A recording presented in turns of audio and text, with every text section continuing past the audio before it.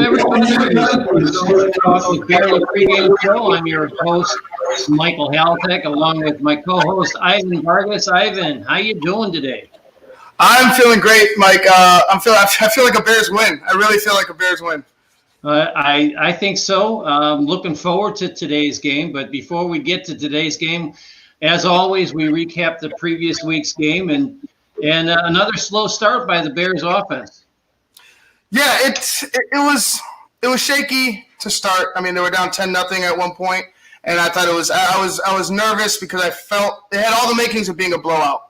But give credit to this team. That I keep talking about them finding their identity. I think their identity is never quit. Their identity is being resilient, and they just clawed back. They ended up executing. We talked about that Colts game offline like just a few minutes ago, and I was telling you about the lack of execution in that Colts game. If they just if they execute better, I think they come out with a win similar to the one that they just got with Tampa Bay. So the execution was a little better, but it still was sloppy. A big miss to Darnell Mooney down the field. I know it's not his fault, but it kind of is. An interception to Allen Robinson that you got to come down with those jump balls. That's why you're here. That's your MO, is coming down with those balls. And we've seen it for the past couple weeks. Is he's been intercepted on those balls, on those sideline routes. He's been getting picked off. But I think if the Bears can execute like they did, a little bit better than they did against Tampa Bay, and the defense continues to play lights out, I think they're in good shape to get a W. I think you're right. So just to recap the first half specifically of last week's game against Tampa, Tampa got the opening kickoff, went straight downfield, kicked a field goal. The Bears had one first down. They had to punt.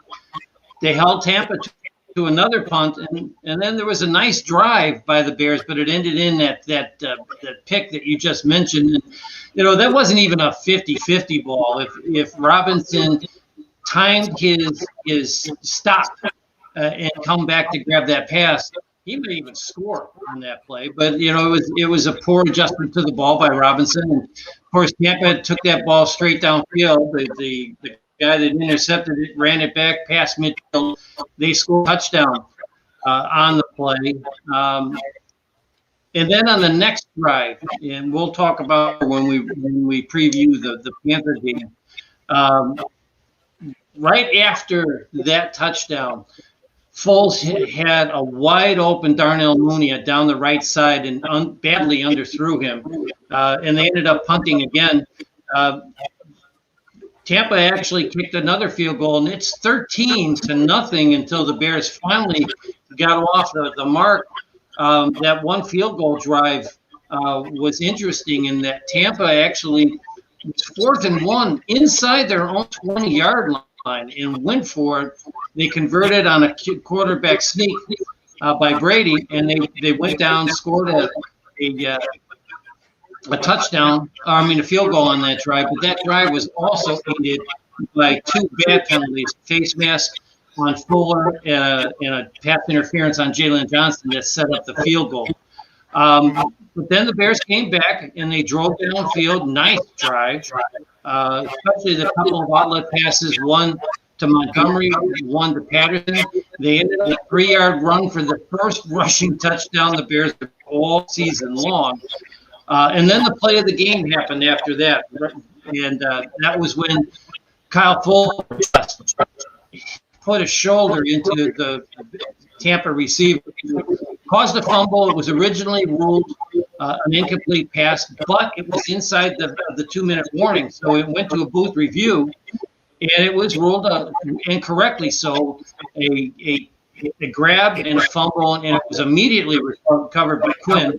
So that set him up for the second touchdown within just a few seconds on a tremendous one-handed catch to Jimmy Graham. And they ended up going to the locker room with a 14-13 lead.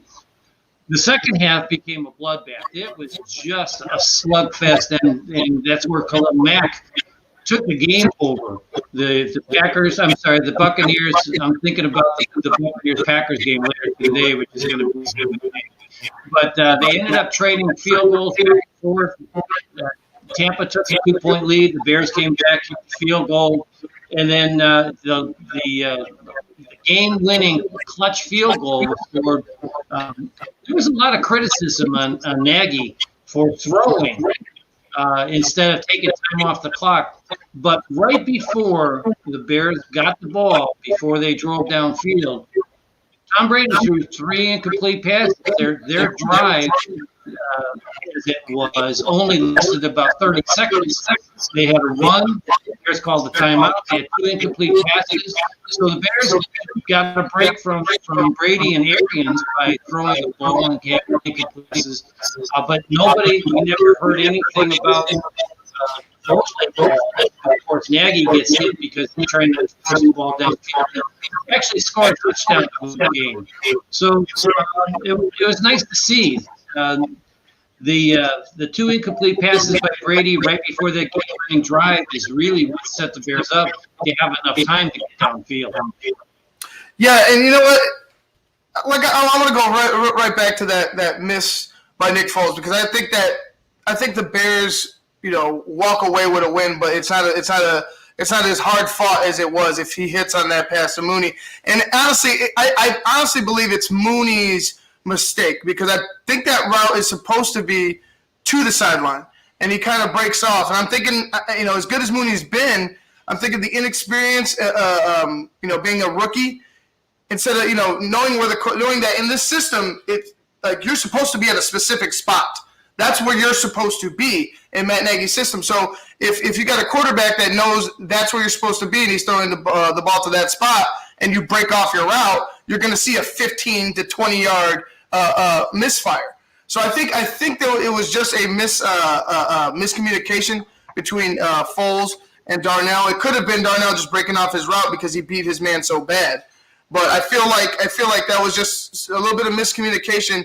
But it needs to be cleaned up. The defense got after Tom.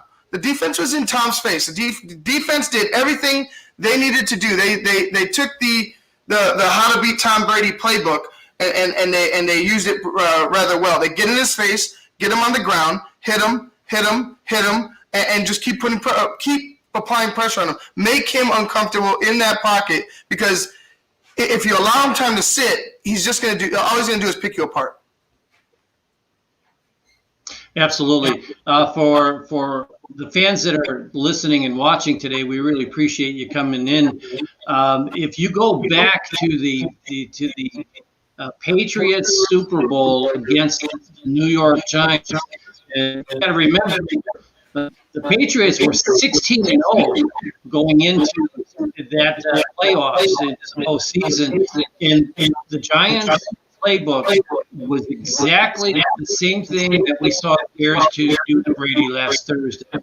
They clogged up the middle, and they got him from the edges, and that's exactly what New York did in the Super Bowl. I don't remember what year it was, but you're absolutely right. That's absolutely the way to get to Brady. If you can get him and hit him and hit him again, he's going to get tentative. And we saw that on the last 4 plays of the game. It was kind of comical the way the game ended, with Brady looking up at the officials going, wait a minute, you still have 4th down. Well, sorry, dude. 4th down was that, and that was a great play by Houston Carson. I think he broke up that pass to the ball. And if you didn't notice, escaped with a 20-19 victory. If you didn't notice, Mike, they ran a similar play with Brake on Houston Carson early in the game, and I believe Tom just floated it up, and Brake caught it. It was on the same side. It was on the left side of the line, and Brady. I think he got blocked off, or there was a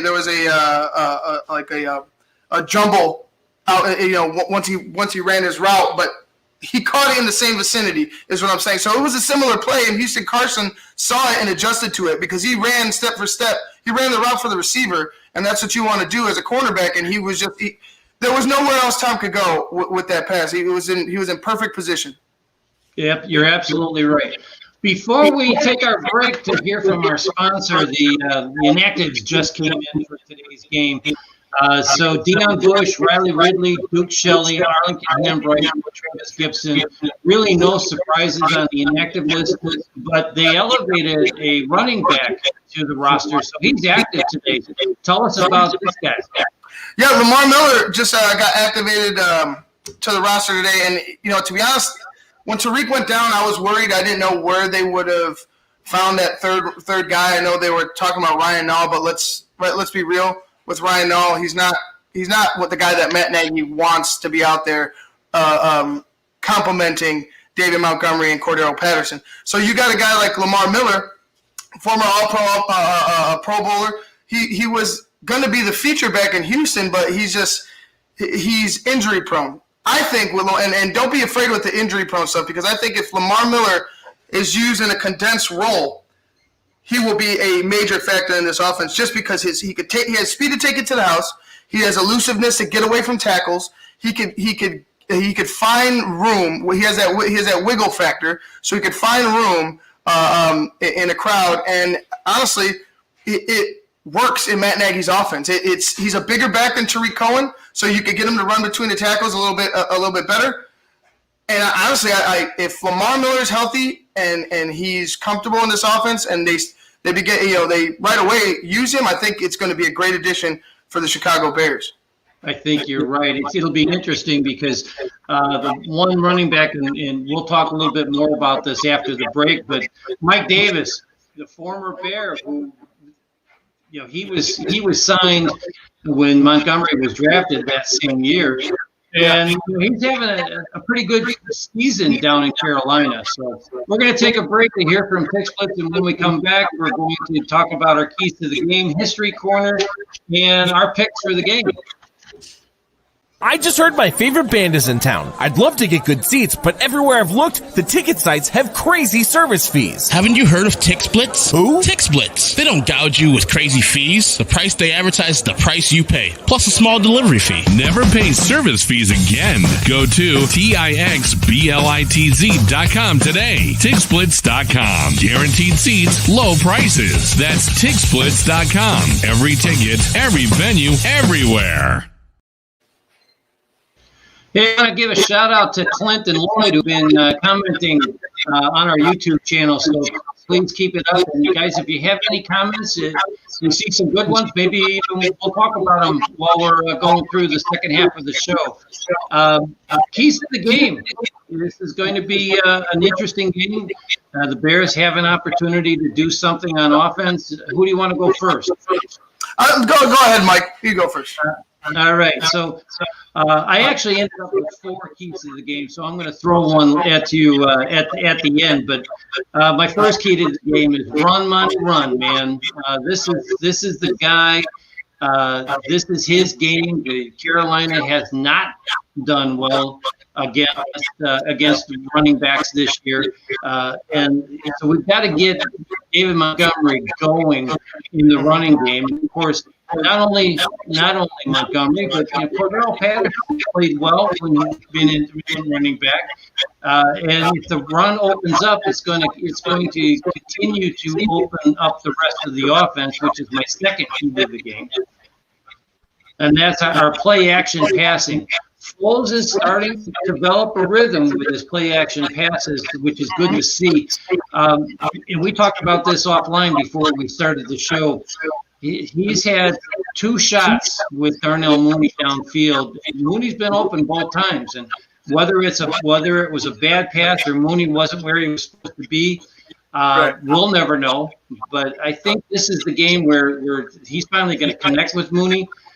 And the third key to the game is just dominate on defense. The Bears' defense has been stellar, and they're getting better.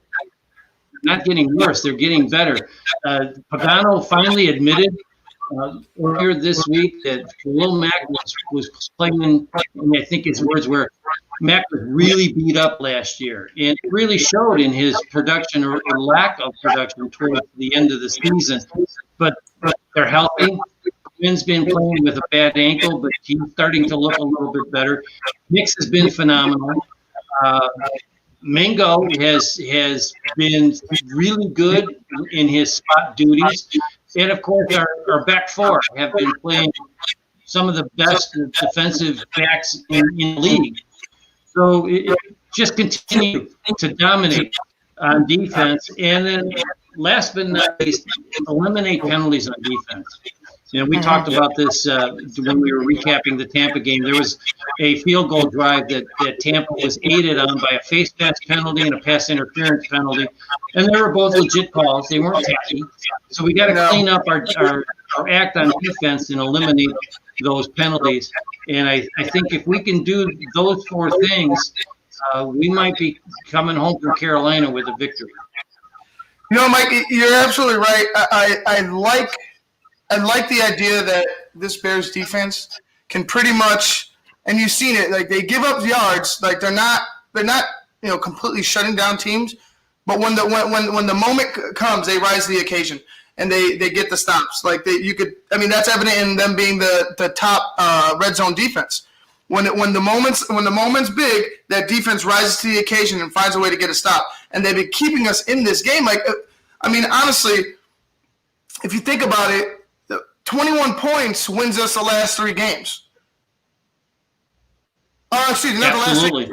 It wins us the Giants game, and then it wins us the last two games. 21 points, just 21 points. And this defense has been keeping the other teams to 20 or under. 20 or under, Mike. That should win you football games. And it's a blessing that we're 4-1. But you could see that there's still things to be fixed, and they need to go about it with a sense of urgency, because if you go ahead and you take too much time on finding out if you could be, if you're this guy or you're that guy, you're going to end up, you're going to look up and it's already the end of the season and you're outside of the playoffs. You're absolutely right. So your keys to the game. Yeah, it's very simple. I got three keys to the game right now, and it's execute, execute, execute. Because the plays that were left on the field against the Colts, the plays that were, honestly, like I said, we 4-0 was 3-0 was, we got very lucky, but you left plays out on the field too. If you leave plays out on the field, you're going to get beat eventually. So you need to hit. You need to hit on everything that's given to you. They gave Nick Foles a easy first down in the second play, the second drive last week, and he misses Allen Robinson by 10 feet. Like those types of throws, the play on the offensive line by the tackles. Some of the play on the defensive line. You have to execute. Execution in this game gets you a big win against a Carolina Panthers team, a Carolina Panthers defense that, they're not good. They're not good. If you get your running game going, the running game should get going now. And if it doesn't get going in this game, it's never going to get going.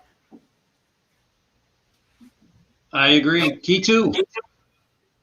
No, that's it. 3, execution. 3, execute. All 3 keys are execute. I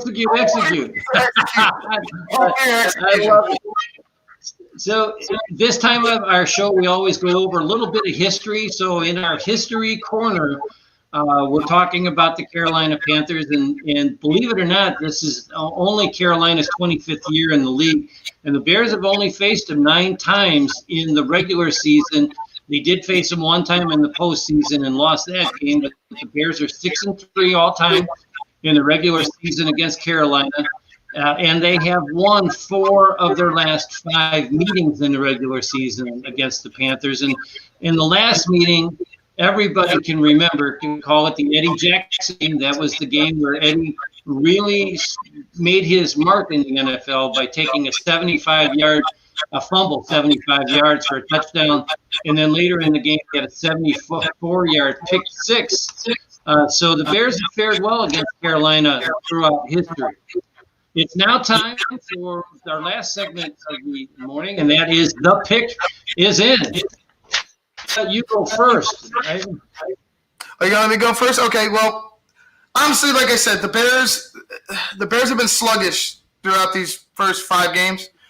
It's now time. They won a tough game against a good Tampa Bay Buccaneers. They were hurt. Granted, they were hurt, but they're a good Tampa Bay Buccaneers team, and they found a way to win. This team continues to find a way to win.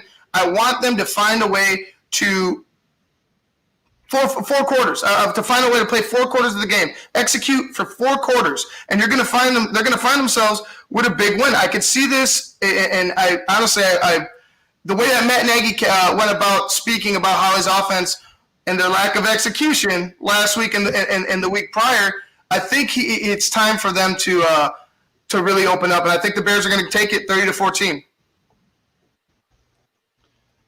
Perfect. You know what?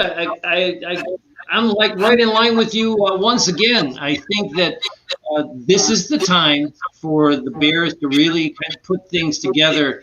And last week was a statement game for the defense.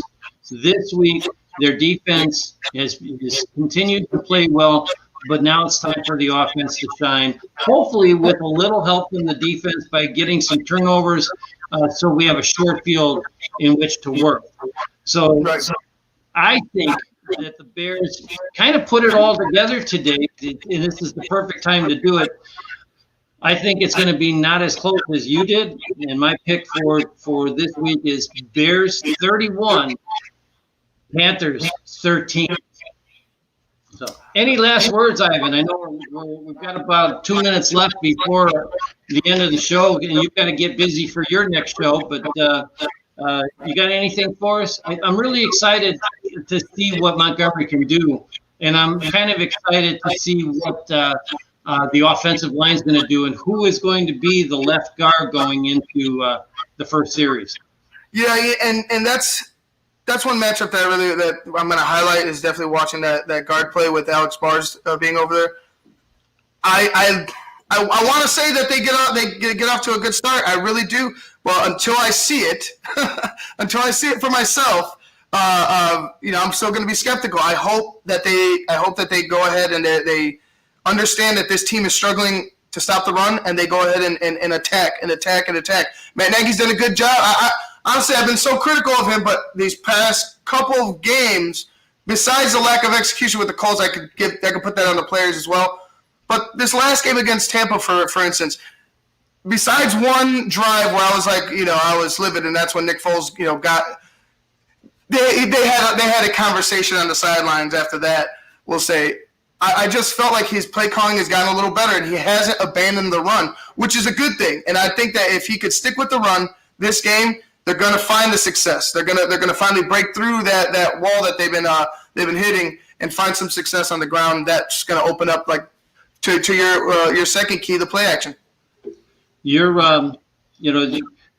a lot of people that have been nitpicky about that last drive, but aside from that, those incomplete passes that set up the game-winning field goal, Matt Nagy pretty much called a perfect game. There was he really did. The lack of execution on that third down pass where they only needed 1.5 yards, and he threw it over Robinson's head to start the game in the third quarter, or was it the second quarter? The incomplete pass that should have been a touchdown to Mooney. Aside, the execution was pretty darn good against a Tampa defense that's number 1 against the run and in the top 5 overall. So let's hope that Carolina, I'm going to take a step back, and I'm going to say I would love to see Nagy call a play action pass on the first play from scrimmage and try to take a shot downfield. And the reason is Carolina, everybody knows Carolina is weak against the run. Mm-hmm. Okay. And everybody knows that Nagy's going to try to establish the run. So why not have a little bit of surprise? So if the Bears go play action pass on the first play on offense, you know where you heard it first. Honestly, Mike, I could see him doing it back to back. You can very well. Doing it back to back. So that wraps up this week's show of the Barely pregame show presented by Sports Zone Chicago. I want to thank my guest, Ivan Vargas. This is your co-host, Michael Halatek, and hopefully we'll see you next week when we visit the Los Angeles Rams in LA on Monday Night Football. Going to be a good one. Bear down. I just heard my favorite band is in town. I'd love to get good seats, but everywhere I've looked, the ticket sites have crazy service fees. Haven't you heard of TixSplits? Who? TixSplits. They don't gouge you with crazy fees. The price they advertise is the price you pay, plus a small delivery fee. Never pay service fees again. Go to TIXBLITZ.com today. TixSplits.com. Guaranteed seats.